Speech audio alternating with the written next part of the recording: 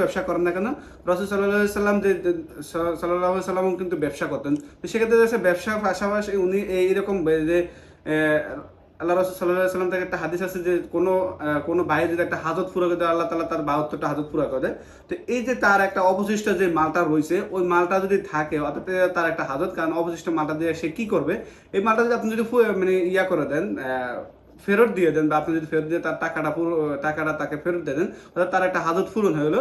আল্লাহ তাআলা এর বিনিময়ে কিন্তু আমাকে মানে যথেষ্ট পরিমাণ আল্লাহ তাআলা তার বিনিময়ে কিন্তু তার ওই আমার যে তার একটা যে ইস্যু ছিল, ওই ইস্যুটা আল্লাহ তাআলা কিন্তু আমার ৭২টা পূরণ করে দেবে। তো সেই জন্য সেই দিক দিয়ে কিন্তু চিন্তা করি আমরা আমাদের ব্যবসাতে মানে বিক্রিত পণ্যগুলো আমরা ফেরত নিতেছি, যেটা কিন্তু অন্যান্য ব্যবসা মানে আদার্স যে সমস্ত দোকানগুলো আছে সেগুলোতে কিন্তু পাবেন না।